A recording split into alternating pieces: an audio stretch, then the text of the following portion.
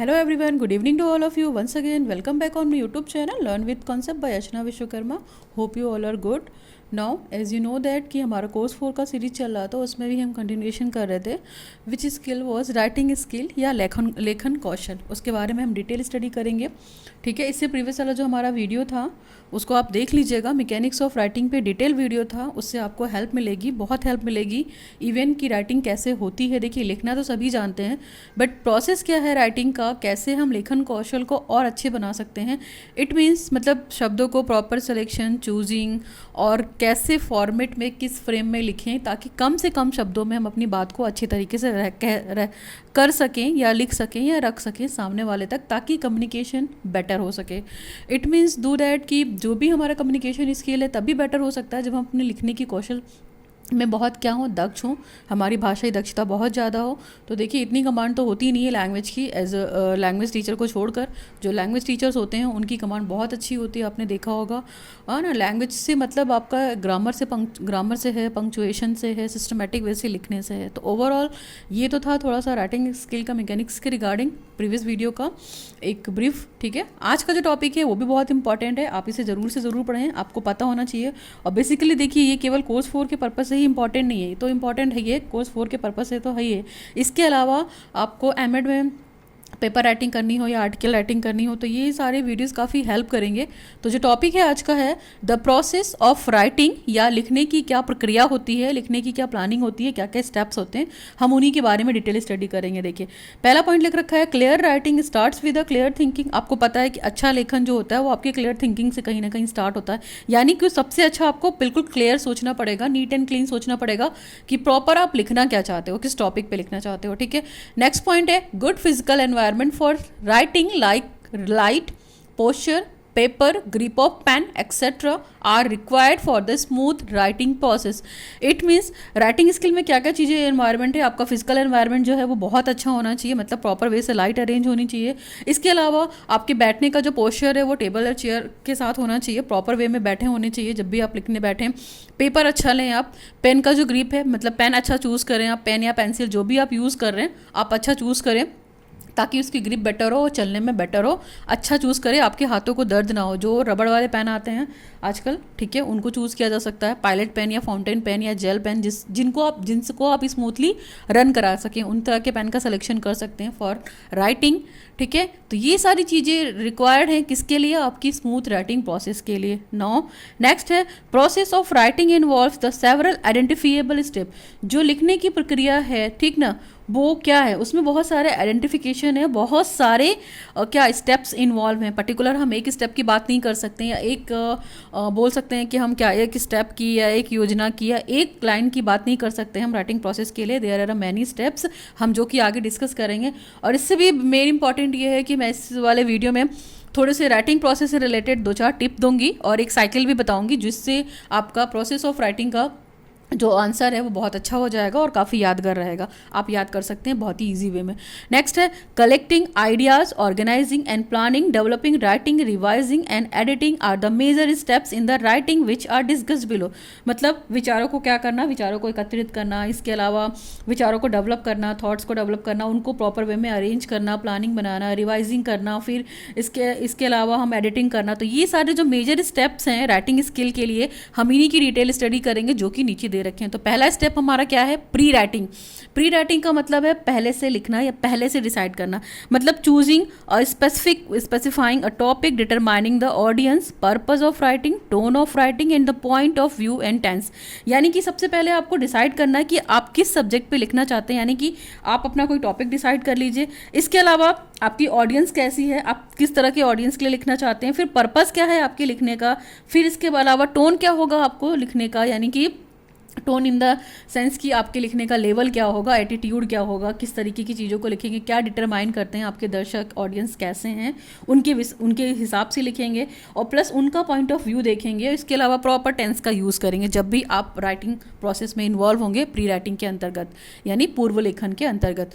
Number 2 है getting thought written down a paper. जब भी आपको थॉट आए कि हाँ हमें इस टॉपिक पर डिसाइड करना है या इस टॉपिक पर कुछ राइटिंग का काम करना है, तो आप पेपर और पेन उठाइए और प्रॉपर वे में उस टॉपिक को पहले क्लियर कीजिए कि हाँ हम इस टॉपिक पे आगे लिखेंगे। तो टॉपिक जरूरी है क्लियर होना, ठीक है। नेक्स्ट पॉइंट है exploring the topic and gathering the material and making a basic structure और फॉर्मेट ऑफ अ प्लान। यहाँ पे कहने का मतलब है कि जो भी टॉपिक आप सर्च कर रहे हैं, ठीक है, टॉपिक आपने खोज लिया है, आपने मटेरियल इकट्ठा कर लिया है उससे रिलेटेड, ठीक, तो उसको आप प्रिपेयर करिए और बेसिक फॉर्मेट में उसको लिखने की कोशिश कीजिए, जो भी लिखने का फॉर्मेट होता है, ठीक है, इस चीज़ को ध्यान रख सकते हैं। इसके अलावा जो हम बेसिक स्ट्रक्चर और फॉर्मेट ऑफ प्लान का मतलब है कि जिस मान लीजिए हम कोई आर्टिकल लिख रहे हैं तो उसका अपना एक फॉर्मेट होगा, ठीक है, हम कोई नोट्स तैयार कर रहे हैं किसी आंसर के लिए तो उसका भी अपना एक फॉर्मेट होगा, और पर्टिकुलर हम कोई लेसन भी तैयार कर रहे हैं तो उसका एक फॉर्मेट होगा। तो आप इन सब चीज़ों पे पहले से डिस्कस कर लीजिए और अपने मटेरियल को इकट्ठा कर लीजिए।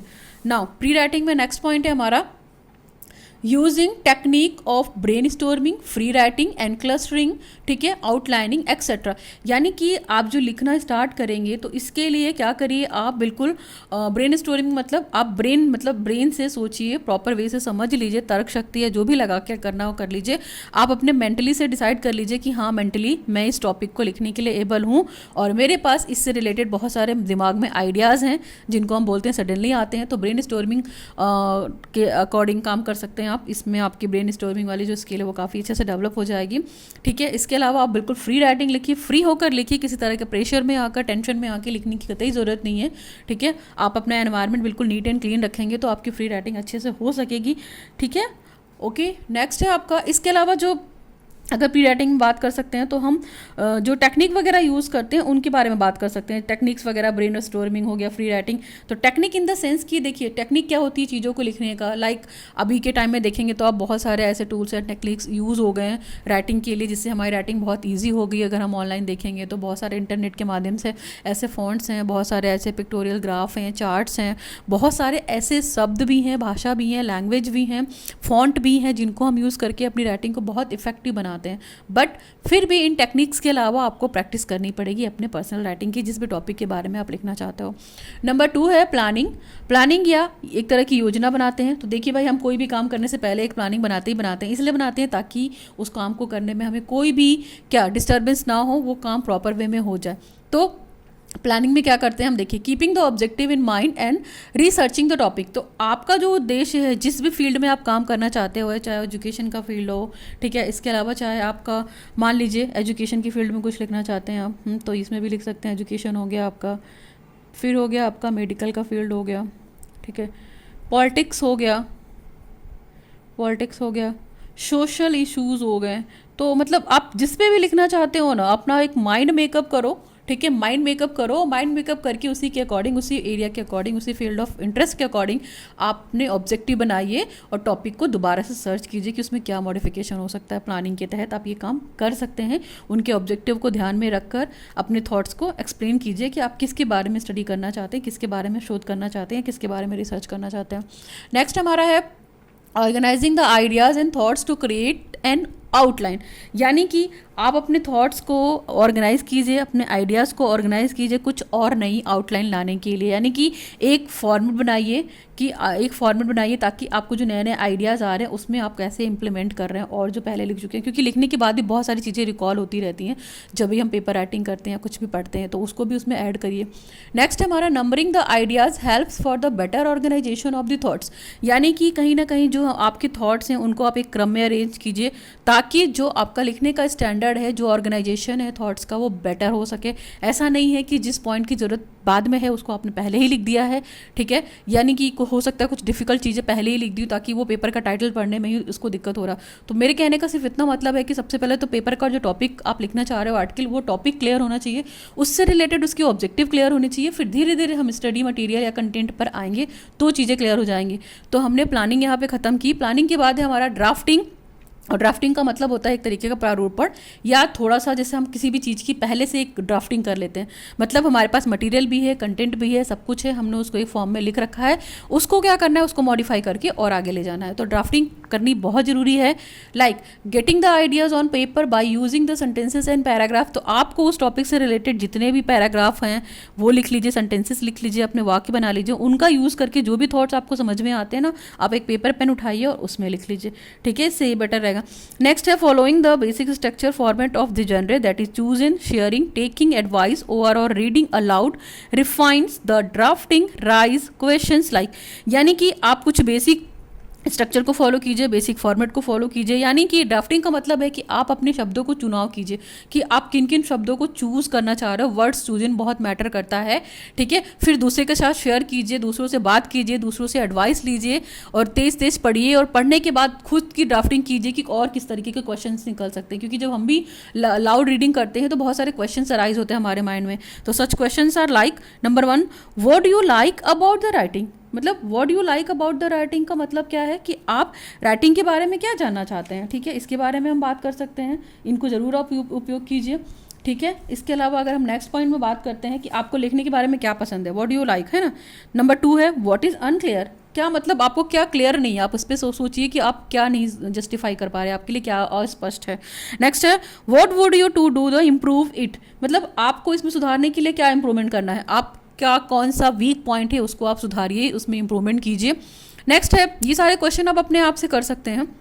नेक्स्ट है आपका what questions do you have, किस प्रकार के क्वेश्चंस आपके पास हैं या आपके क्वेश्चंस किस प्रकार के हैं। तो ये सारे क्वेश्चंस आप करोगे ड्राफ्टिंग में तो ये सारे आपको क्या प्रॉब्लम की समस्याओं का समाधान मिलेगा ड्राफ्टिंग में। ड्राफ्टिंग एक तरीके का प्रारूप होता है जहाँ पे हम अपनी चीज़ों को स्केच के फॉर्म में देते हैं, अपने आइडियाज़ को पेपर पे उतारते हैं, ठीक है। Now we come to the next point. Next point हमारा है शेपिंग एंड रीशेपिंग, ठीक है, of the first draft, recognising the ideas where necessary with the careful revise supplemented with questions like who, what, where, how and why.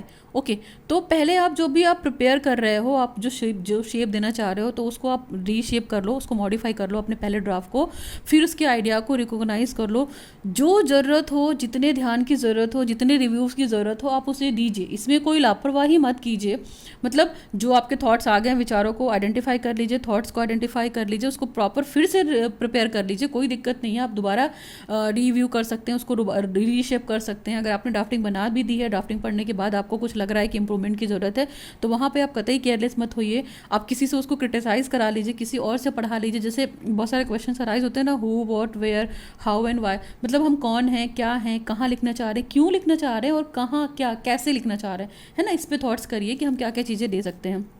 Next हमारा है revising, या जिसको हम संशोधन भी कह सकते हैं। तो रिवाइजिंग में क्या होता है, रीराइटिंग और rearranging the content organization to make sense. यानी कि आपको क्या करना है रिवाइजिंग में, आपने जो भी कंटेंट लिखा हुआ है, जो भी वो आपका क्या है मटेरियल जिसको हम बोलते हैं, कंटेंट बोलते हैं, तो उसको आप ऑर्गेनाइज कर लीजिए, उसको फिर से लिख लीजिए एक बार, और एक बार फिर से एडजस्ट करके चेक करिए कि आपने जो चीज़ें लिखी हैं उसका कोई मतलब निकलता है कि नहीं है, सेंस निकलता है कि नहीं है, ठीक है। अगर कोई इसमें गलती है तो उसको आप इंप्रूव कर सकते हैं रिवाइजिंग के थ्रू। नेक्स्ट हमारा है editing, appropriate details, examples and the illustration to strength and the clarifying the writing। यानी कि जो आप appropriate डिटेल देना चाहते हो उससे रिलेटेड एग्जाम्पल्स देखो। एग्जाम्पल से क्या होता है, आपकी स्ट्रेंथ बहुत स्ट्रांग होती है और चीज़ें लिखने वाली जो होती हैं वो क्या होती हैं, क्लियर हो जाती हैं। यानी कि आपको अपनी राइटिंग स्किल को अगर मजबूत बनाना है तो उसके लिए क्या करना पड़ेगा, या प्रॉपर क्लियर बनाना है, स्पष्ट लिखना है आपको, तो आप उससे रिलेटेड जितने भी एग्जाम्पल्स हैं, जितने भी पिक्चर्स वगैरह हैं, उसको आप उससे कनेक्ट कीजिए, ठीक है। पिक्चराइजेशन को कनेक्ट करने से, जिसको हम नोटेशन बोल सकते हैं हिंदी में, पिक्चर्स के थ्रू सिंबल मिलती हैं अपनी चीज़ों को कहने का, तो इस तरह की चीज़ों को भी आप कनेक्ट कीजिए, उससे भी आपकी राइटिंग काफ़ी इंप्रूव होगी। क्योंकि जो पिक्चर होती है बोलती भले नहीं है बट कहती बहुत कुछ है। उस पिक्चर की मतलब पीछे बहुत सारी हिस्ट्री छुपी होती है। कोई भी जो सीनरी या पोस्टर होता है जो बोलती नहीं है, बट उस इंडिया पोस्टर को हम देखकर जजमेंट दे देते हैं कि हाँ ये इस चीज़ से रिलेटेड है ना। तो जैसे क्वेश्चन मार्क लगा है बड़ा सा पिक्चर पे, तो हम समझ जाएंगे इसमें कोई क्वेश्चन पूछा गया है। डॉट लगा हुआ है तो समझ जाएंगे ये चीज़ अभी इनकम्प्लीट है। तो इन सब चीज़ों के बारे में थोड़ा सा डिस्कस कीजिए, काम कीजिए। रिवाइजिंग करेंगे तो आपकी संशोधन बहुत कम से कम होंगे, गलतियाँ बहुत कम से कम होंगी, एरर फ्री राइटिंग बिल्कुल हो सकती है। नेक्स्ट है detecting the distracting, unnecessary end of topic sentences and the paragraph. अब ये भी आप ध्यान दीजिए कि आपने चीज़ें लिख तो ली है, ड्राफ्टिंग तो कर लिए, लेकिन जो आउट ऑफ टॉपिक है आपके, ठीक है, जो पैराग्राफ आप हटाना चाहते हो उसको हटा दीजिए। जो अननेसेसरी पॉइंट है, जैसे होता है ना कि एक ही पैराग्राफ में कई लाइनें ऐसी हो जाती है जिनको हम बार बार बोलते हैं, तो एक ही शब्द को बार बार नहीं दोहराना है आपको, एक ही पॉइंट को बार बार नहीं दोहराना है। जो भी आउट ऑफ टॉपिक चीज़ें हैं, आउट ऑफ पैराग्राफ चीज़ें, उनको आप बिल्कुल हटा दीजिए ड्राफ्टिंग जब भी आप रिवाइजिंग कीजिए। नेक्स्ट है making appropriate substitution and the correction. आप कोशिश कीजिए कि कम से कम गलतियां हो और ज़्यादा से ज़्यादा क्या हो, इम्प्रूवमेंट हो आपकी रिवाइजिंग वाले कंटेंट में जो भी है, आप उसे प्रॉपर दीजिए ताकि वो सभी के लिए पढ़ने के लिए क्या हो, उचित हो, और इसके अलावा उसमें जो करेक्शन करें वो बिल्कुल इम्प्रूव्ड हो। ठीक है, ये तो हमारा रिवाइजिंग था। नेक्स्ट हमारा है एडिटिंग। एडिटिंग का मतलब होता है संपादन। आप जानते हैं अभी आप सभी लोग एडिटिंग से फैमिलियर हैं। तो एडिटिंग क्या होता है, एडिटिंग करने का मतलब होता है हम किसी चीज़ को रीराइट करेंगे, दोबारा से लिखेंगे अगर कोई गलती होगी। आपने ये देखा होगा व्हाट्सएप पे हम टाइप करते हैं या पीडीएफ वगैरह बनाते हैं तो उसमें रीराइट का ऑप्शन आता है, एडिट का ऑप्शन आता है। जैसे पिक्चर को भी हमको एडिट करना है तो उसमें एडिट का ऑप्शन आएगा। हमें किसी, जैसे हम मान लीजिए कोई और एग्जाम्पल नहीं दूँ, मैं अपना एग्जाम्पल दूँ, तो यूट्यूब पे वीडियो में अगर हमको कुछ एडिटिंग करनी होती है कंटेंट में, या जो टॉपिक होता है क्रिएटर में, topics related to the title, अगर उसमें कुछ एडिटिंग करनी होती है तो हम एडिट करके क्या करते हैं, उस टॉपिक को दोबारा से लिख कर फिर से एडिट करते हैं, तो इसको एडिटिंग कहते हैं। तो एडिटिंग में गलतियां सुधारी जा सकती हैं। अगर गलती से कुछ भी लिख गया तो आप उसको एडिट करके करेक्ट कर सकते हैं, मॉडिफाई कर सकते हैं। एडिटिंग में देखिए क्या दे रखा है संपादन में, proof reading and on spelling, grammar, punctuation and style and the other mechanical errors in the writing. तो देखिए प्रूफ रीडिंग में क्या होती है, जो भी आपकी स्पेलिंग है, स्पेलिंग गलत नहीं होनी चाहिए, ग्रामेटिकल मिस्टेक तो बिल्कुल नहीं होनी चाहिए। इसके अलावा जो हम पंक्चुएशन मार्क्स वगैरह यूज़ करते हैं, कॉमा, सेमी कॉलम, ठीक है, कोलन, इसके अलावा बहुत सारे ऐसे मार्क्स हैं, डैशेस, पैरेंथेसिस, ये सारे मार्क्स जो हम यूज़ करते हैं वो प्रॉपर वे से लगे हैं कि नहीं लगे हैं। इसके अलावा आपका लिखने का, राइटिंग का शैली क्या है, स्टाइल क्या है, आप सारे मैकेनिकल एरर्स को जानते हैं। जो भी आपने गलतियाँ की हैं उसको आप इम्प्रूव कीजिए। तो ये सारी चीज़ों को करके, प्रूफ रीडिंग करके हम क्या कर सकते हैं, अपनी जो राइटिंग स्किल में उसमें कम से कम गलतियों को कर सकते हैं। ठीक है, नेक्स्ट है checking and correction procedure for homophones, homonyms, subject and verb agreement. इसके बाद pronoun and antecedent agreement, correction, contraction, double negative. यानी कि जो होमोफोन्स हैं आपके, जो होमोनीम्स हैं, मतलब है ना, वो उसको चेक कर लीजिए उसका प्रोसीजर ठीक ठाक है या नहीं, जो आपका सब्जेक्ट है वो प्रॉपर है कि नहीं, वर्ब अपनी जगह पे ऐड है या नहीं है, इन सब चीज़ों की बात कर सकते हैं। ठीक है, और एडिटिंग में इसके अलावा जो हम चेकिंग करते हैं, करेक्शन करते हैं, उनको प्रॉपर वे में यूज़ करिए आप। इसके बाद एग्रीमेंट बनते हैं, प्रोनाउन वगैरह प्रॉपर है या नहीं है, एग्रीमेंट प्रॉपर है या नहीं, करेक्ट कॉन्ट्रडिक्शन है या नहीं, डबल नेगेटिव्स वगैरह हैं या नहीं। तो इन सब चीज़ों को आप उसके तौर पर चेक कर सकते हैं, तो आपकी एडिटिंग और बेटर हो जाएगी, राइटिंग में और इम्प्रूवमेंट हो जाएगा। ये तो एडिटिंग थी। नेक्स्ट पॉइंट है हमारा 6 है, स्टेप नंबर 6, पब्लिशिंग। पब्लिशिंग का मतलब रिलेटेड आपसा कुछ प्रकाशन से है। मतलब पब्लिशिंग का मतलब कि अगर आपने पेपर राइटिंग लिख ली है तो आपको उस पेपर को पब्लिश कराना पड़ेगा। तो यहाँ पे हम क्या कर सकते हैं, आप किसी वेबसाइट की हेल्प ले सकते हैं। ठीक है, वेबसाइट पे अपना मटेरियल अपलोड कर सकते हैं, वो मटेरियल पब्लिश हो सकता है। ऐसे बहुत सारे जर्नल्स वगैरह हैं, ऐसे बहुत सारे IUCA नंबर वगैरह होते हैं जो जर्नल प्रोवाइड करने लिखे जाते हैं। तो जब भी पब्लिश कराया जाएगा आपको वेबसाइट की ज़रूरत पड़ेगी, या किसी ऑथर की ज़रूरत पड़ेगी, या किसी प्रकाशक व्यक्ति की ज़रूरत पड़ेगी जो बुक पब्लिश करता हो, जर्नल पब्लिश करता हो, वो आपकी हेल्प कर सकता है इसमें। तो पब्लिशिंग भी बहुत ज़रूरी है।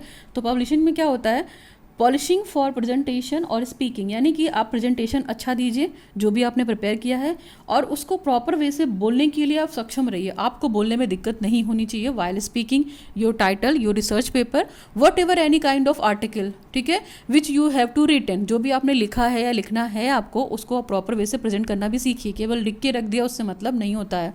फिर है पब्लिशिंग में क्या है, submitting for grading and the publishing. Submitting for grading मतलब जो प्रकाशन के लिए यूज़ होता है, तो आप उसको इनवाइट कीजिए, सबमिट कीजिए अपना रिसर्च पेपर, और आप उसको पब्लिशिंग के लिए क्या करिए, इनवाइट कीजिए या ग्रेड कीजिए। फिर नेक्स्ट है posting it to a blog, और आप उससे क्या करिए, इसे ब्लॉग पे भी डालिए, है ना। जैसे अगर अपना पर्सनल कुछ फेसबुक यूज़ करते हैं, सोशल मीडिया साइट्स हैं, ट्विटर है ना, बहुत सारे यूट्यूब हैं, मतलब जहाँ भी आपको लगता है कि हम अपने इस लिखे हुए आर्टिकल को पब्लिश कर सकते हैं, तो आप उससे रिलेटेड एक ब्लॉग भी बना सकते हैं। उससे रिलेटेड आप वो उस ब्लॉग पे पोस्ट भी कर सकते हैं, टाइटल डाल सकते हैं, अपना पेपर PDF में बनाकर वहाँ पे अपलोड भी कर सकते हैं। ये भी हेल्प करता है आपके लिए।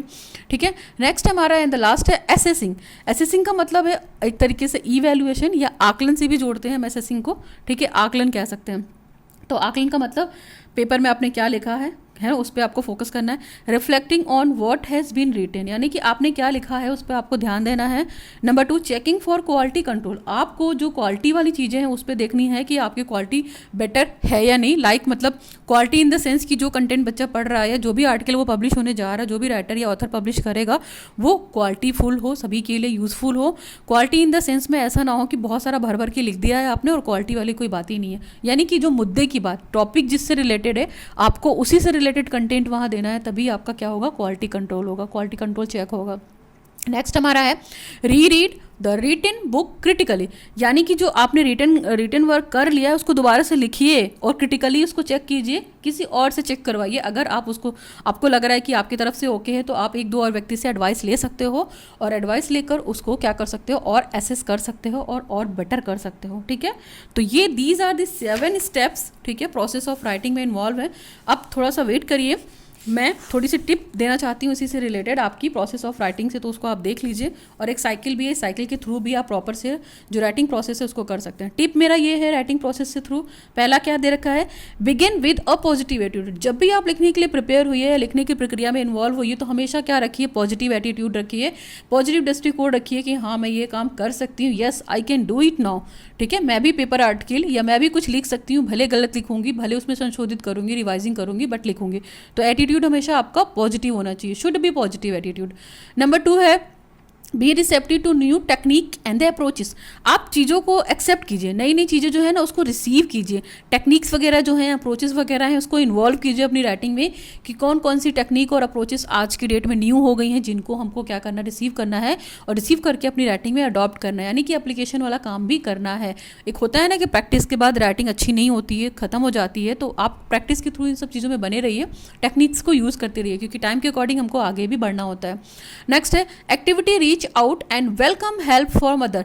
एक्टिविटी रीच आउट का मतलब देखिए, आप मैक्सिमम एक्टिविटी कीजिए, लोगों तक पहुंचाइए और सभी को हेल्प के लिए क्या करिए, दूसरों से आप जितनी हेल्प ले सकते हैं हेल्प कीजिए और लोगों को हेल्प कीजिए। नेक्स्ट है respect the ideas of other, और दूसरों के विचारों का सम्मान कीजिए। अगर वो आपको कुछ एडवाइस दे रहे हैं या कुछ आइडियाज़ दे रहे हैं आपके आर्टिकल से रिलेटेड या आपके टॉपिक से रिलेटेड, तो आप उनके आइडिया को रिस्पेक्ट दीजिए, आदर दीजिए। नेक्स्ट है फर्स्टली, और फर्स्टली क्या, ये फाइनली भी हो सकता है, फर्स्टली या finally practice and more practice for the better writing process. तो आप जितनी अच्छी प्रैक्टिस करोगे, ठीक है, उतनी अच्छी आपकी राइटिंग होगी। और यहाँ पे देखिए, ये साइकिल है, एक तरीके से हम बोल सकते हैं ये राइटिंग साइकिल है, आप इसे बना सकते हैं और आपका क्वेश्चन इससे क्या हो जाएगा, काफ़ी इफ़ेक्टिव हो जाएगा। तो आप इसे देखिए, ठीक है। राइटिंग साइकिल में क्या हो गया, इस राइटिंग साइकिल को हम फटाफट करते हैं। तो राइटिंग साइकिल में देखिए, यहाँ पे जितने स्टेप्स मैंने पीछे डिटेल में डिस्कस किए हैं, यहाँ पे मैं इसको एक फ्लो चार्ट के माध्यम से आपको बता दे रही हूँ, तो आप इसको देख लीजिए। पहला जो हमारा राइटिंग स्टेप में था, पहला क्या था हमारा, प्री राइटिंग था या पूर्व लिखना था। प्री राइटिंग में हमने क्या किया था, ब्रेन स्टॉर्मिंग के थ्रू टॉपिक को सेलेक्ट किया था, ठीक है। और स्टेप नंबर 2 क्या हो गया हमारा, प्लानिंग हो गया। फिर हमने प्लानिंग की, प्लानिंग मतलब हमने अपना जो भी मटेरियल था उसको ऑर्गेनाइज किया प्लानिंग के थ्रू, ठीक है। और प्लानिंग के थ्रू क्या किया, थॉट्स को ऑर्गेनाइज किया, क्रिएटिव आउटलाइन दी, तो नंबर 2 हुआ, ठीक है। नंबर 3 आपका क्या है, ड्राफ्टिंग। तो ड्राफ्टिंग नंबर स्टेप नंबर 3 है। ड्राफ्टिंग में हमने बहुत सारे वर्ड्स को चूज़ किए हैं, किस तरीके के आइडियाज़ को पेपर पे लिखना है, हमें किस तरह की एडवाइस लेनी है किसी से, कैसे रीड अलाउड करना, ये सारी चीज़ें करनी है, ठीक है। और ड्राफ्टिंग में हम ये भी काम करते हैं कि हम क्वेश्चन भी अराइज करते हैं। फिर इसके बाद हमने 4 स्टेप पे आ गए। तो 4 स्टेप में हमारा क्या है, रिवाइजिंग, या रिवाइजिंग इन द सेंस कि हमने गलत चीज़ों को बिल्कुल रिफाइन कर दिया है, मॉडिफाई कर दिया है, रीअरेंज कर दिया है, कंटेंट को ऑर्गेनाइज कर दिया है ताकि उसका कुछ सेंस बन सके, टू मेक सेंस समथिंग, ठीक है। अप्रोप्रिएट चीज़ें डाल दी हैं, डिटेल डाल दी हैं, उससे रिलेटेड एग्जाम्पल पूछ लिए हैं। ये आपका हो गया स्टेप नंबर 4। और नेक्स्ट स्टेप है आपका स्टेप नंबर 5। स्टेप नंबर 5 आपका क्या है, एडिटिंग। एडिटिंग में हम क्या करते हैं, वही प्रूफ रीडिंग करते हैं, स्पेलिंग देखते हैं, ग्रामर देखते हैं, पंक्चुएशन देखते हैं, स्टाइल वगैरह देखते हैं, मैकेनिकल एरर्स ना के बराबर हो इसको देखते हैं। तो ये स्टेप 5 जो है आपका एडिटिंग हो गया। और नंबर 6 हमारा क्या है, पब्लिशिंग। पब्लिशिंग का मतलब जब हमारा पेपर एडिट हो गया, सब कुछ प्रिपेयर हो गया, तो उसको हम पब्लिश कराने के लिए क्या कर सकते हैं, किसी वेबसाइट के पास जा सकते हैं, किसी ऑथर के पास जा सकते हैं। ऐसे बहुत सारे सर्च इंजन है जिसके थ्रू हम अपने आर्टिकल को पब्लिश कर सकते हैं। इसके बाद लास्ट वाला है आपका 7 एसेसिंग, या इसको हम री रीड भी बोल सकते हैं। एसेसिंग का मतलब री रीड भी होता है, चीज़ों को क्या करना होता है, पॉलिश भी करना होता है, चेकिंग भी करना होता है क्वालिटी चीज़ों के लिए। तो देयर आर 7 राइटिंग, यहाँ पे WP का मतलब है आपका राइटिंग साइकिल, ठीक है। तो तो ये देखिए डिटेल वीडियो हो गया है, आप जैसे चाहे वैसे लिखना चाहे, मैंने ये सारे स्टेप्स को यहाँ पे डिस्कस भी कर दिया।